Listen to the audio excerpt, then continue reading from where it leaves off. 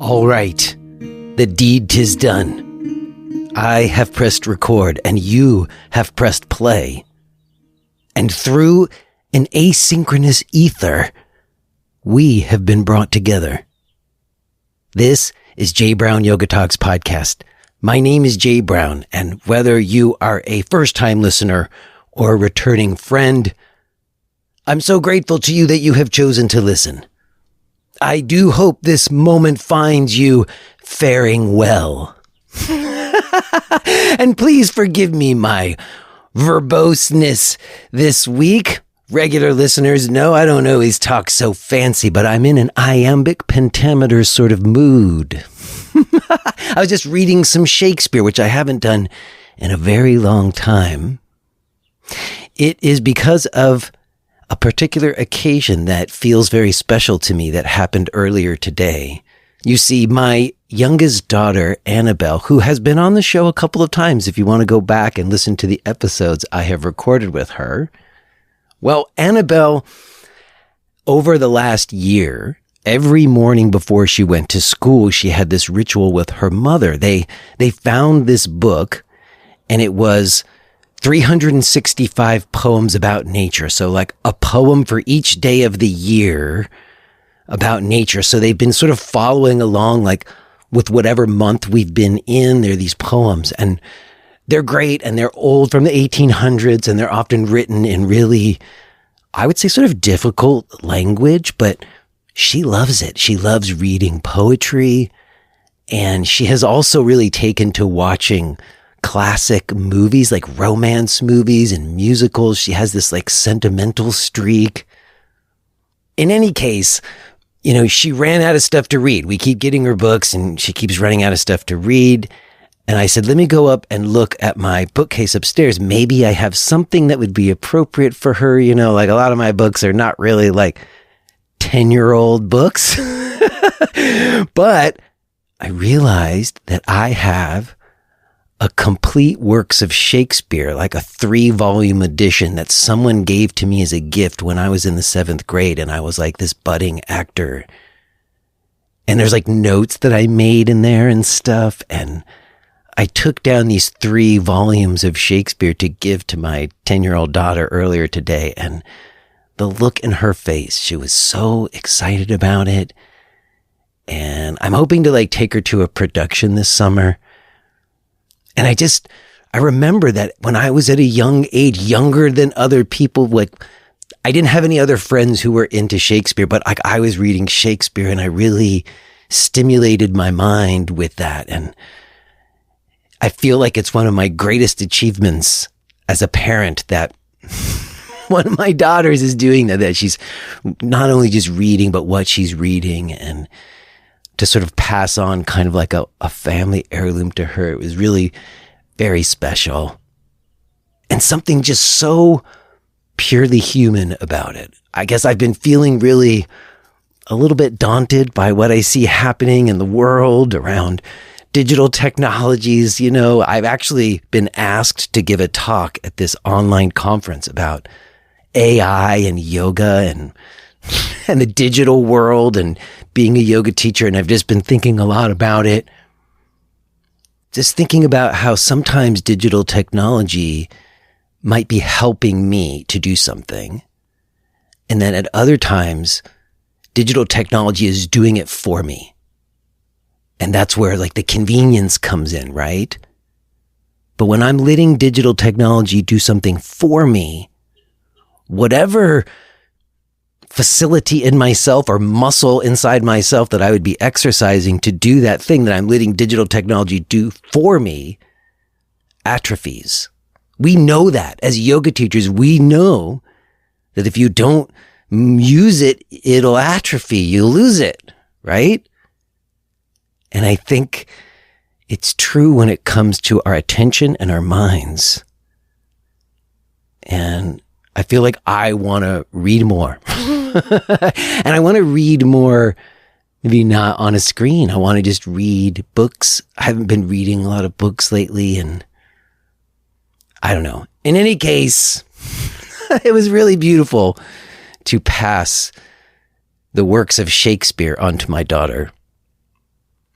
And in respect to just things that are purely human, I'm wondering about people listening to this right now and who is on their way right now to teaching a yoga class. Like maybe some of you are like having breakfast or you're like having a walk, or I don't know when people listen to this in their lives, but some people email me and they tell me that they listen like on their way to their class when they're like commuting to their class. And I'm thinking about you because I consider you someone who is holding out, like you're holding out for yoga right now. There's lots of reasons to not still be teaching yoga. And I guess there's probably a lot of people listening to this who maybe aren't, teaching yoga as a way to make a living. And if that's the case, it's probably a bit of a different story. You still have to care about it a lot to even put in the effort to teach classes, whether you rely on the money or not. But if you are someone who is relying on income from teaching and you're trying to make that work right now, I feel like the odds are stacked against us some, and you really gotta find the strength from deep within to keep at it right now. And I've been looking to talk to people who are doing that. Certainly true of my guest today, Tim Kelleher. Tim is the founder of Back Bay Yoga Union, formerly known as Boston Yoga Union, and the Back Bay Yoga Center space has been discussed on this show before. Tim and I talk about it some. One of the very first episodes I ever recorded for this show was when I went to Boston to teach at that location. And since a lot has happened with that space, right after I taught there, it was bought out by YogaWorks. Since YogaWorks went under during the pandemic, it's passed a few hands, and now Tim is occupying that space. And Tim is certainly someone I would say who's holding out for yoga in a very big way. And from what he told me, and you'll hear, he's managing to make it work. And I couldn't be happier to hear that. It was really great to connect with Tim. I'm very happy to be sharing it with you today. Real quick before we get to it, let me mention that I have a new group starting in my teacher training in October. And for a limited time, for like the next 6 weeks until the end of August, I believe, you can get an early registration discount of 50% off. If you're not familiar with my training, it's something I've developed over the last few years for anyone who wants to deepen their own personal practice and inquiry into yoga and maybe wants to start teaching, or maybe you are already teaching and you want to reinvigorate your teaching and fill in some knowledge gaps, have an opportunity to spend time discussing stuff about yoga with other people who care about it, then this teacher training might be right for you. And for a limited time, you can get an early registration discount of 50% off. I encourage you to check it out. Also, if you want to connect with me in other ways, there's opportunities for us to do that. There's ongoing live classes and weekly discussion group. There's also the full-length archives of this show and you supporting me in continuing to do it with a podcast premium subscription. All of my stuff can be found at jbrownyoga.com. Okay, y'all. I think we will leave it there for now. I will touch base with you on the other side, but let's go ahead and get to it. Let's listen to this conversation that I had with Tim Kelleher.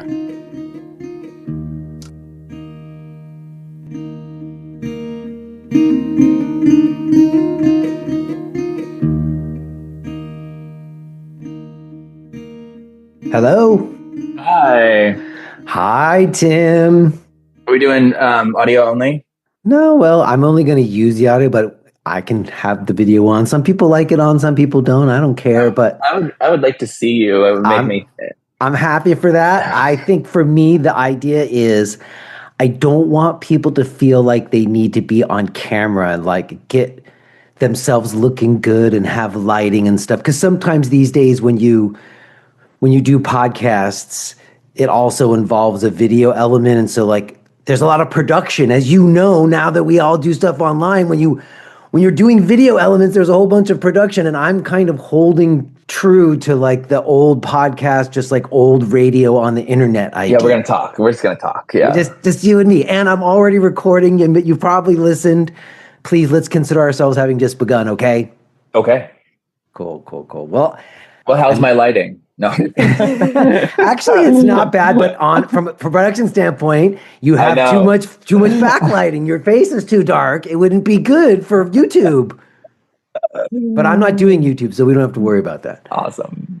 Well, I'm happy to have this moment with you, Tim. There was a number of convergences that happened when I saw you at the festival. Yeah. And it wasn't just that you chose to do my session out of all the sessions, which definitely had something to do with it, but it wasn't just that. It was also because, like, I kind of got hit. I've been talking on the podcast about things coming round again. Yeah. And I believe it was like, I was supposed to look before I came on with you, but I was too busy because it's Monday, and I know we had to change the time, so I imagine you've been busy too. But I was going to look to see, because I think it was like the second, fourth, one of the first 5 episodes was with Ryan. Yeah. When I went to teach at Back Bay Yoga in 2015, I think, or 2006. I believe it was 2015, end of 2015. And then I spoke with Ryan again a few years ago, around when Ryan was getting the smaller space that he's been in. Yeah, Bow Street, yeah. Well, it wasn't just Bow Street. After that. Oh, right. More recently, we both got small spaces.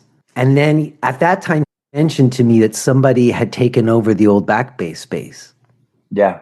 Because when I went there in 2015, I think I was one of the last visiting teachers before Yoga Works took it over.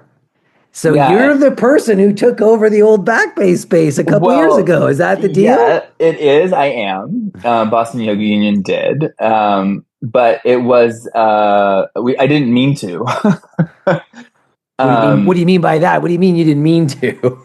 Well, we had opened in 2019 at a different location, Boston Yoga Union. And 2019 was a great time to open a 5,000 square foot yoga center in a major urban center. But for those of you who didn't catch it, I believe my friend was being facetious there.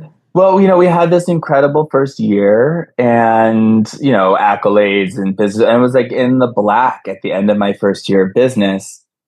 And like, let me tell you, the rent at that space was closer to the 2-0 than a 1-0. And we were doing amazing, and then the pandemic happened. And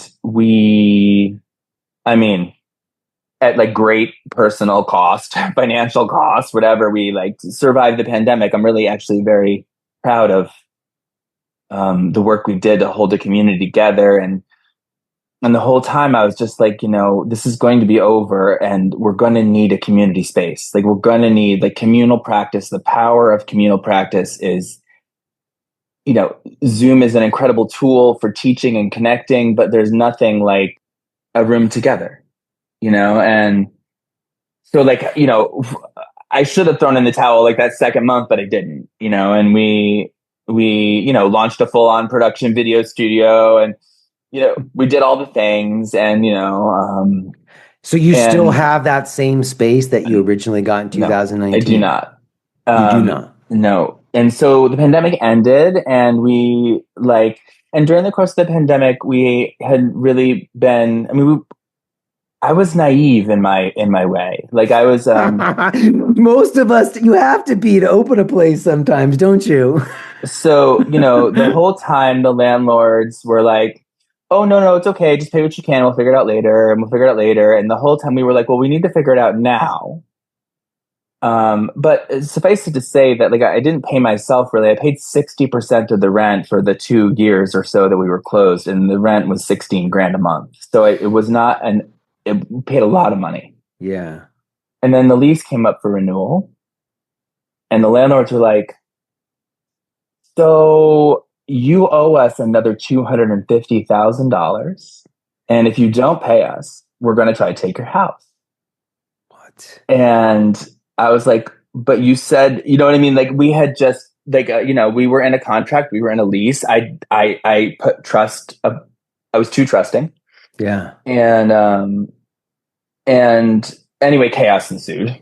Yeah. That's like when you call the lawyer, right? Oh yeah, I mean, it was all the things, and into the mix, like a regional chain got involved, and tried to roll up my whole business, and that was really hard. Whoa. Like you And mean they tried to come in and take the leases or whatever, take the spaces? they did. They tried to recruit my entire staff. Like it was like a dead of night thing. But I had leveled with my staff the whole time. Do you know what I mean? Like the whole time this is all going on, like I was communicating with my colleagues, with my teachers, like this is where we are. And, that transparency and is everything, And so we had already identified that the Back Bay space had been sitting open since March of 2020. Since YogaWorks let go of it, right? Yes. Well, since YogaWorks went bankrupt. Yeah. Well, yeah, I guess I was being a little too diplomatic, wasn't I? And but that's where I was, and Yeah. and like my entire team was like, we're with you. And I had reached out to the community and I was like, hey, we need to move. We don't have any money. We have this space. Like, and we did as a for-profit business, a GoFundMe, which was really uncomfortable. I don't really like asking for help. We raised so much money. And like the students and the teachers and my management team, we like packed the studio up. We painted the new space ourselves. We renovated that space. It was like the rapture in there. Like it was like there was like bolsters and printers and computers and teacher training manuals like strewn about the space. Like YogaWorks had just left. And we like created a space that felt like home. And we moved up the block. And whatever's happening with the old space is none of my business.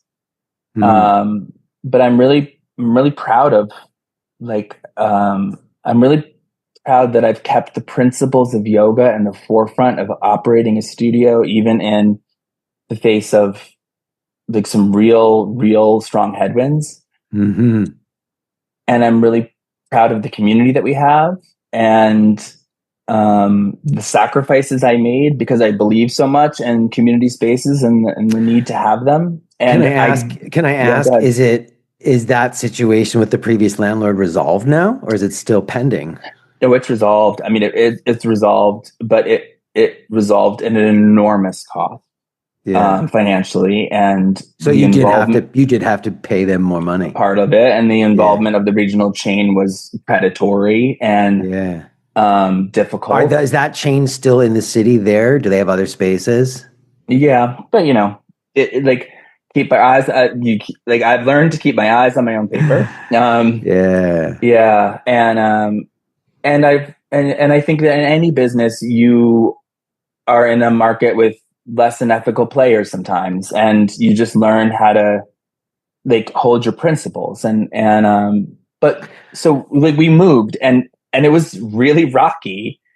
But we stayed together as a community of teachers and students, and I doubled last year. A colleague of mine was needing to move on from ownership of her space, and I was able to take over her space, and our missions are aligned. And so a year to the day of having to what felt like losing the thing that I poured my life savings into, the space I had built, instead I had doubled the size of my staff and my community. And I did it without sacrificing, I think, what I believe to be important about having a yoga space, even in the face of capitalism. Yes, I know exactly what you're talking about. And we started today kind of where I thought we would finish more, honestly, but I really appreciate what you just said. I think that is an important thing. I guess I have questions around scale and what's going to work and what's going to not. But maybe we can put a pin in that for just a second, because I do kind of want to go back. I don't know you very well. Oh, right. And I'm sort of curious to know more about where that conviction in you to face the daunting task of trying to have a yoga center in the face of capitalism's tendencies to make that hard. I guess I was curious where that comes from. So I read a little bit about you starting out to have practice in what, the early aughts, doing like an Ashtanga practice. Is that right? Well, so I ended up, I was 24 or something. And I was a dancer, and then I had a really, really, really almost life-ending struggle with substance abuse. And I ended up in a residential treatment facility in upstate New York. And like the bros at that residential treatment facility, you would go to the gym. And they brought me to the gym. And there was an Ashtanga yoga class at the gym, and I didn't know a single thing about weights. I was like, a washed up nightclub twink from New York. And I remember Limelight or whatever. Yeah, me too. I kind of remember. But I like went into this class, which in retrospect was not Ashtanga. I had this experience of feeling like safe in my body. And it was not an experience that I had had since I was a little kid. I grew up gay in the 80s. I was, a really nice family, but I had a real struggle in like self-acceptance, a real struggle with community acceptance. I experienced a lot of hard things. And so it was like life-changing, that for that hour, I felt okay in my own body. And, addiction is disconnection at its root, right? I can't be in this body. Like I can't. Right. And so then, and so I went back to that gym, and I went back to the gym, and I went back to the gym. And eventually I got out of that facility, and I found a yoga studio in Rhinebeck, New York. It was called Satya Yoga. And the woman who was the owner of that studio is a woman named Sandra Loring, who is like the heart of the matter. She has been a huge influence on me, and now she's in Hudson, New York. She does a lot of work, like yoga in prison. Like she's just an incredible person. But she was like an Eddie Stern yogi who like washed into Jivamukti. And I walk into this yoga studio, and there's like a giant Ganesh on the wall, and she's playing the harmonium, and everyone knows everybody, and they're doing handstands and things I had never seen. And I was like, I am home. Right. To stop you just for a second, I think I know that center right in the center of Rhinebeck, right in the center there. Yeah. I taught there for a summer when Alex had that space after her. Because I thought about moving up there for a time. Sandra bought it from Alex. Oh, okay. So there's the other way around. Okay. Yeah. Okay. So I was there earlier than that. Yeah.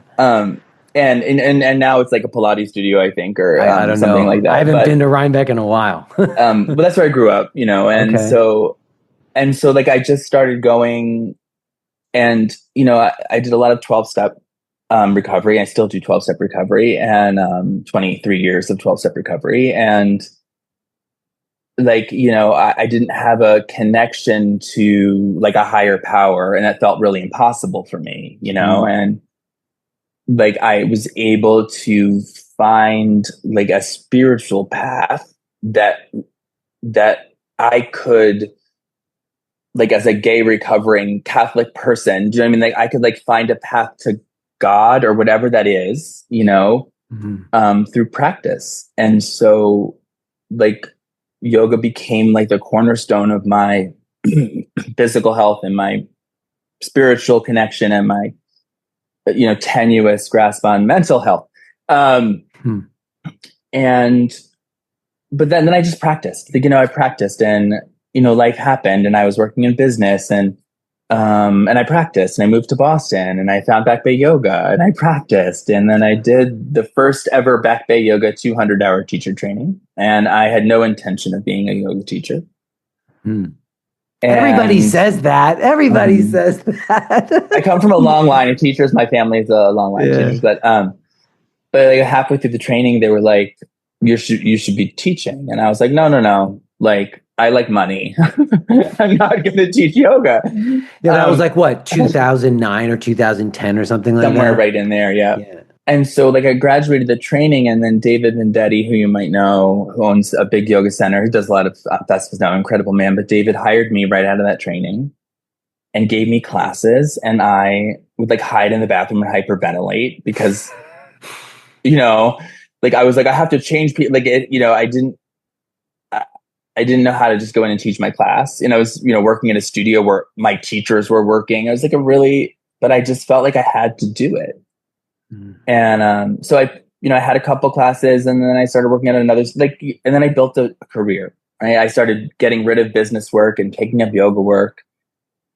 And, I was teaching 12, 15 classes a week at all the studios in Boston and leading retreats and doing the thing. And, all of that hustle, which is so hard, but I felt like it was my work. Like I just still feel like it's my work.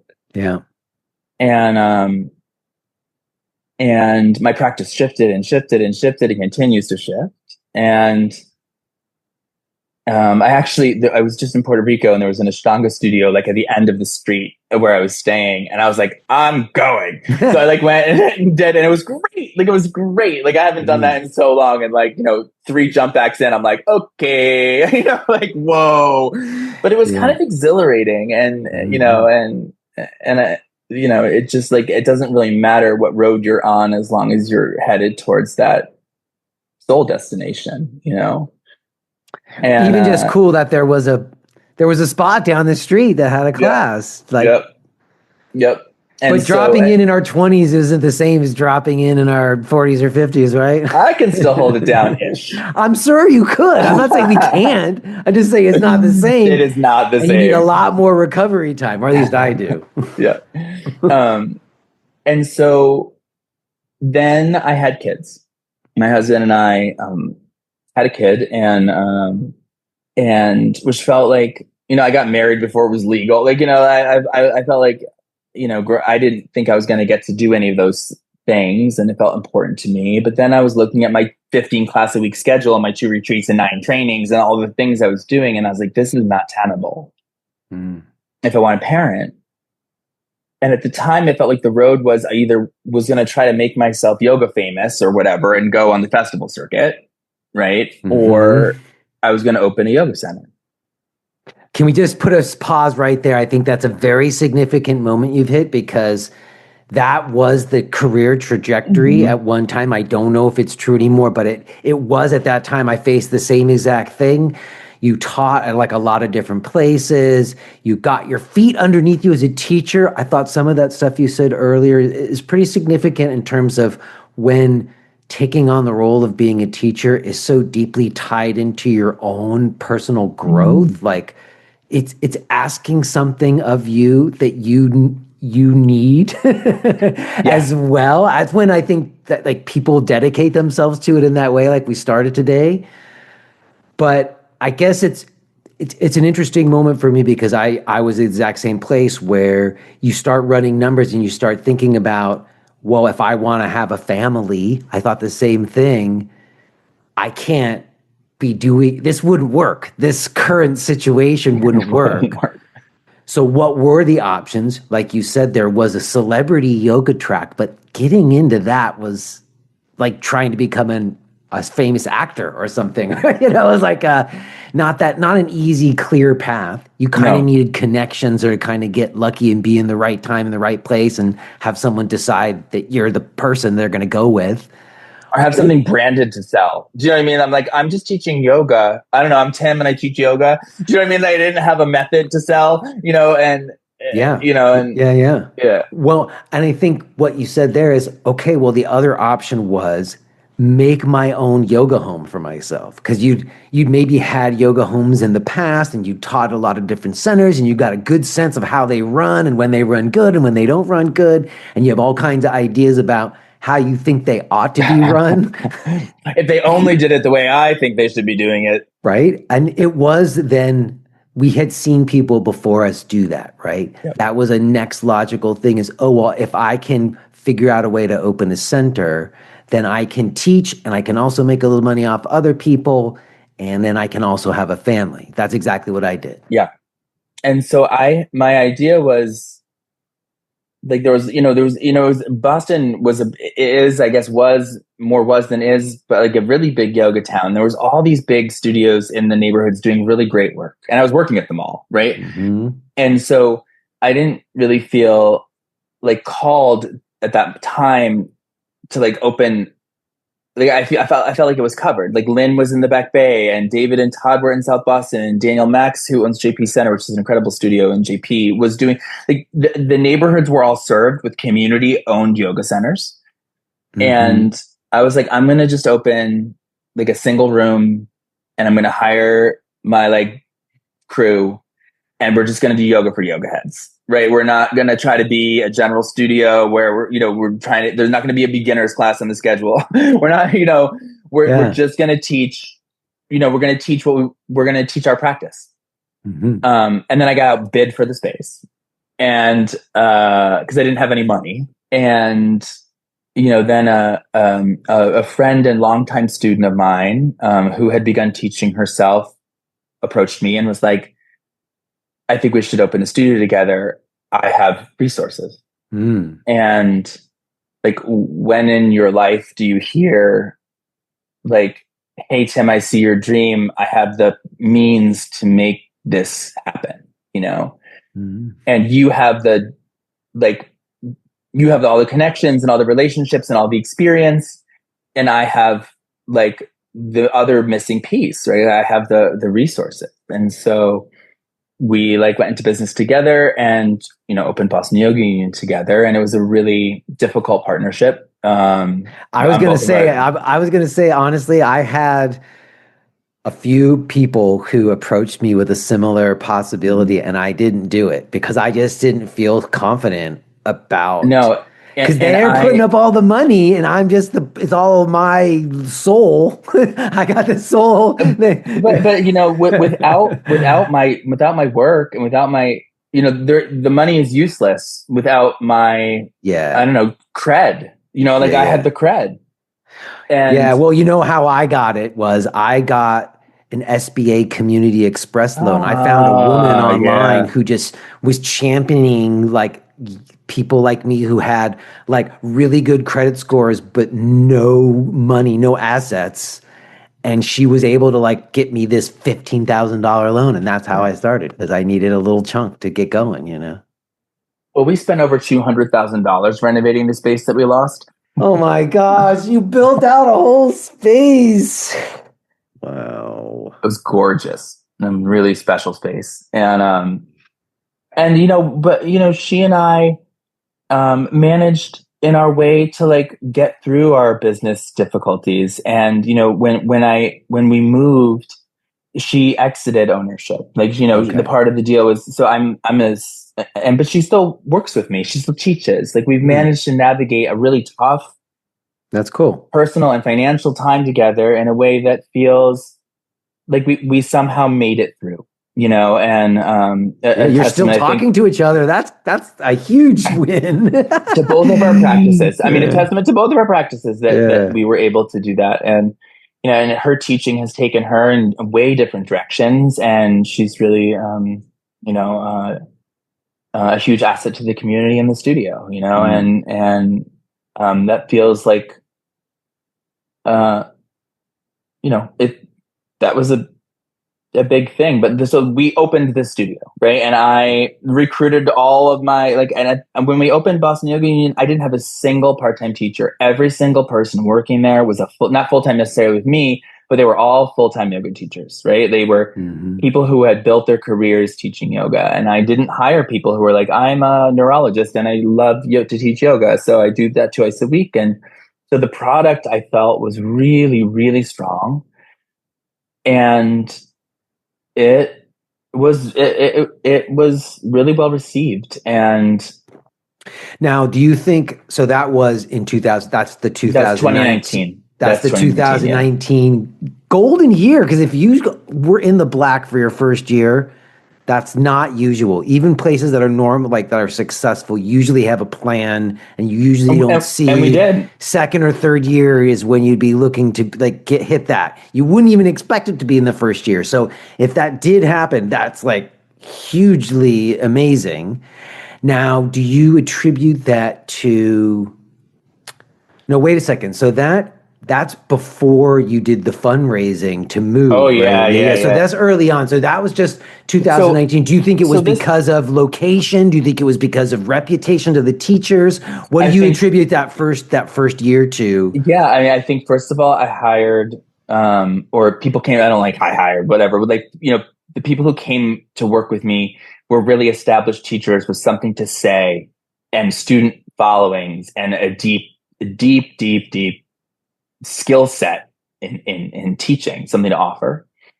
And I think that, by the time we had opened, like downtown had become like, Yoga Works had like the independent yoga space in downtown Boston was gone, right? So like that, and there was that moment where it's like, okay, maybe I will open this big studio. Maybe there is a space for me to open like a big generalist studio that has a couple of different studio rooms. Then we're teaching different kinds of yoga, and we have beginners classes and we have restorative, but we have this like spread of classes because like it was core power yoga or yoga works was what was in downtown. So I felt like the soul of it, I mean, that just to that say, I've soul said of it this. wasn't there, I've said this before too. I don't know if everybody listening would have a sense, but I remember living in Manhattan, and there was just a moment where Yoga Works came in.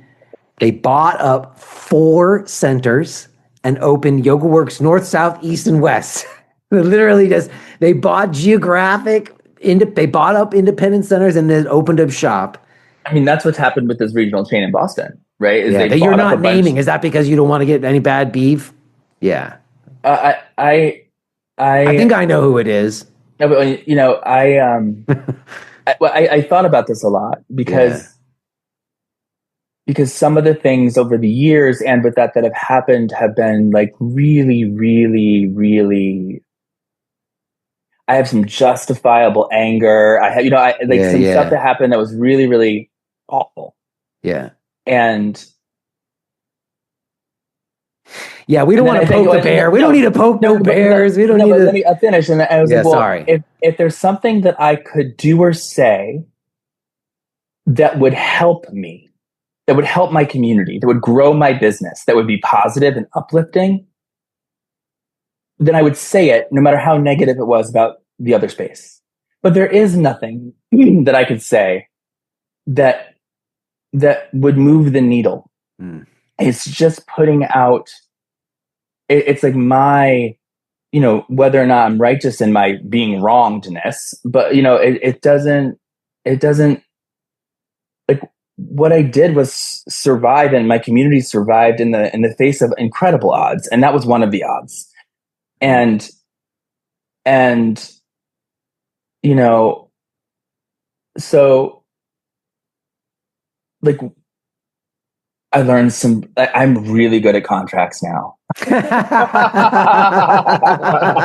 I'm Yes. really good at contracts, and I've Yeah. learned that like when and this is philosophy stuff, but like when there is injustice, we don't lean into the injustice. When there's wrongdoing, we don't lean into the wrongdoing. Like how do we meet those things in our lives? Like when things happen, when things are happen to us, or like that, it's up to each of us to transcend. And that's really hard, and anger is real, and fear for how I'm going to feed my kids, and all of these very real things. Yeah. But like ultimately, if I get run by anger, like or righteous indignation, then like I'm not looking forward. I'm not looking at my community. I'm not saying, hey man, what do we need in this space today? Like, what do you need? How do we grow this business? Like, look who's in, like, it just pulls me to the side. And so as much as I have recorded 7,000 public statements on my phone, that like air all the dirty laundry, Zero of them have been posted. And that's a little bit of spiritual growth. No, I think actually it's a lot of spiritual growth. And I appreciate it because I have talked about that, how I've really shifted some things, the way I do things on this show for much the same reason that you're talking about. That, I don't know, like again, it's just what it says to me. I was talking about this on the show just last week, that there's a thing where you get into this because it's like a spiritual path unfolding. That's where we started. You were talking about that. Exactly, yeah. And then you make it a profession, or it becomes a profession of sorts. And then there's all these things we have to grapple with at certain points in time. And what you're describing in terms of opening a space is kind of what I meant in terms of scale. Like, you started with a 5,000 square foot multi-room thing because that's what you saw Back Bay, that's what they had, or whatever. But to try to compete with that when there's these other, like, corporate VC backed, and by scale, they've got ways of distributing resources that an individual doesn't, and trying to compete on their game, we lose, right? Listen, this is the thing I say to myself all the time. I'm like, I'm a bad yogi, and then I'm not a vegetarian. I'll just put that out there. No, that's not true. I don't really like tea. I drink coffee. I swear in class sometimes these things happen. So if I have a gourmet burger shop, I'm not competing with McDonald's. I'm not looking at McDonald's. I know they're getting 1 billion customers through. I know we're both serving burgers. This isn't a judgment on any quality. This is on any teaching quality, on anything like that. I'm just like, that's not what I'm here to do. Like, I am here to have a community yoga space that's staffed by people who love the practice, that's attended by people who want to grow their practice, who want to grow themselves, and who want to be around like-minded people. And especially in this moment we are in the world, like, spaces where we can come to be around like-minded people and be ourselves and express ourselves and not have to have armor on. It's everything, and I'm not saying that my studios are like that for everybody. Like, we really are, constantly working to make our spaces more accessible and more inclusive and safer. And that doesn't always lead to money, but it actually, like, I have enough right now. There's enough right now. Well, let me ask you about that, because this gets some of the question I have about scale. So when you took over the Back Bay space, did you take over both the front and back rooms? It's just like that whole floor? Because at one point they had the upstairs too. No, I did not take up the upstairs. Is not part. Like, so the main Back Bay space, the 2 studios in Back Bay were about the same size as the space that I left. And in both of my spaces, I have preserved lobby space with lounge space and couches. There's puzzles out. People I just remember, I have really preserved a space for people to be before and after class. And not walled it off and tried to make money in privates, which maybe treatment rooms. You could probably put several treatment rooms in there. But I have those. But I think that what actually makes me money, what actually makes the community sustainable, is that difference. Is that there is that I haven't tried to monetize every square inch. That there's a space to relax, and talk about yoga, or talk about your boyfriend, or just be. And I wish they were used more. I wish there were more third space for people. They talk about that all the time. Third space this, third space that. But they send the clear message that community matters, and that not the buzzword community, but being around like-minded people matters to Boston Yoga Union. Creating that space. So, well, I do know that it's interesting because I did a fundraiser to open this place. You did a fundraiser to make that place, to make it happen. And if the people who gave to that fundraiser are people who live right there and are going to go to classes, then you're getting local buy-in. For me, it's a little different because a lot of the people who help me out are just people who know me who don't live here. It's different. It's not just about raising the money. It's about getting some community buy-in and getting people to even know that you're opening and want to go there, right? Yeah. I mean, we like closed on a Friday and opened on a Monday in the new space, so yeah. So you already had a student base built up. And because we had been operating for 5 years, and nobody who was a regular student of ours was about to go up the stairs again with new ownership. And tell you about the email. You can continue to teach your same schedule. If you are hearing this message, then you're listening to the free version of Jay Brown Yoga Talks. To hear the rest of our conversation, please subscribe to Podcast Premium at jbrownyoga.com/premium.